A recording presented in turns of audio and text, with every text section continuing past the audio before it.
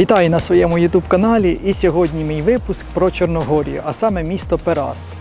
Розповім, як відбувалася поїздка, всі цікаві моменти, як я перепливав Которську затоку, як перепливав на паромі. Я спочатку орендував автомобіль, потім проїхав певний шлях і далі на паромі через затоку до міста Пераст.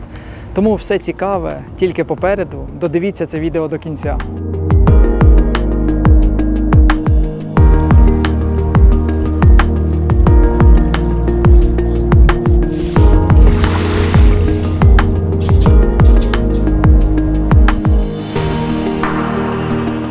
Щойно прибув в аеропорт Підгориця, Чорногорія. Зараз йду орендувати авто і вирушаю в свій тріп.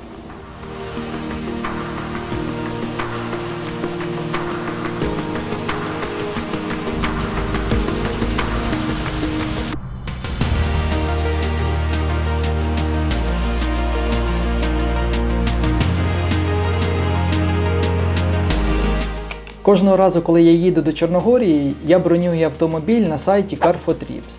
Тому сьогодні хочу показати вам, як ця процедура проходить у мене. Все досить просто. Заходимо в Google, пишемо Car4Trips, а ось, до речі, сайт уже є, тому що я на ньому бронював. Переходимо на сайт, обираємо зручну для нас мову, українську, і починаємо бронювання. Бачимо отримання Подгориця. Повернення там само, обираю дати з 22 по 24 квітня. Показати авто. Ось бачимо перелік авто, досить великий перелік.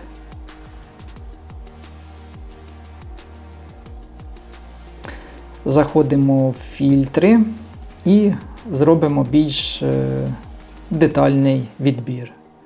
Візьмемо коробка автомат. Без депозиту, розрахунок готівкою. Ціна за добу поставлю 100. І, наприклад, рік поставлю 2017 плюс. Показати автомобілі. Також бачимо, що вибір досить великий. Але я зупинюсь на першому автомобілі. Ось цей Renault Clio. Без депозиту. Подивитися. Так, перевіряємо. На 2 дні з 22 по 24 квітня. Коробка автоматична, двигун 1,5 бензин. І ось тут момент по страхуванню. Я завжди беру повне страхування, щоб зняти з себе будь-які моменти, які можуть трапитися у подорожі. Тому ставлю повне страхування плюс. Відразу дивлюсь по ціні, 88 євро загальна вартість, до сплати 17 євро відразу і 70 євро і 40 центів при отриманні авто. Продовжити. Обираю Подгориця аеропорт, тому що я туди прилітаю. Змінюю час, тому що я прилітаю о 10, автомобіль, наприклад, забрати о 10:45. Повернення теж в тому самому аеропорту. 13:00, але я буду його здавати раніше, тому що в мене виліт о 14 і за 2 години 12:00 буде нормально. Увожу тут дані про себе, номер телефону. Також варто указати, де комунікувати. Тобто обираємо Telegram, WhatsApp чи Viber. Вписуємо номер телефону і можна також додати коментар. Коли ви їдете перший раз, ви можете вписати коментар, наприклад, зустріньте мене і вписати ім'я і прізвище. І ось тут ми ставимо оплатити і обираємо PayPal чи карткою. Все досить просто, нічого складного. У фільтрах ви можете обрати більше для себе функцій, обрати більш дорожчий автомобіль. Все залежить від ваших побажань.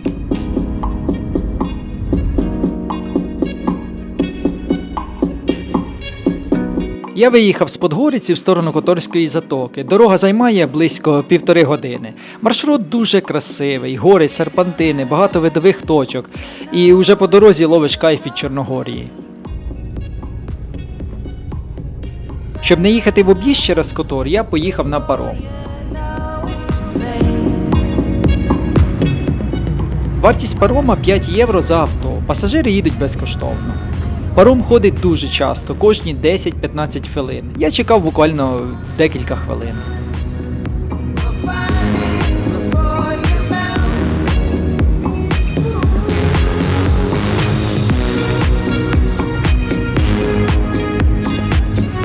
Поїздка на паромі проходить дуже швидко, можна вийти, подивитися навкруги ці краєвиди.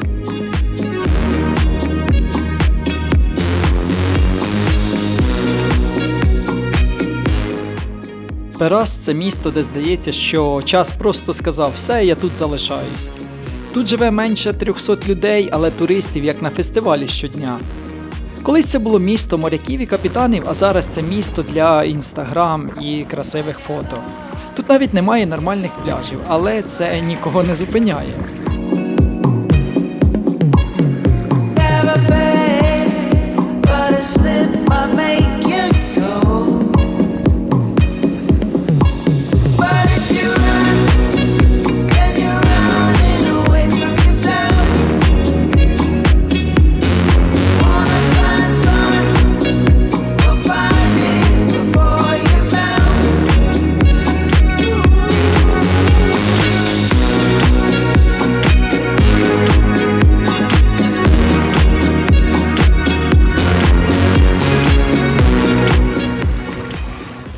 До цього маленького острова курсують постійно човни з Перасту, і дістатись можна буквально за 5 хвилин. Я, правда, цього разу не поплив, часу було обмаль, тому залишив це на наступний раз.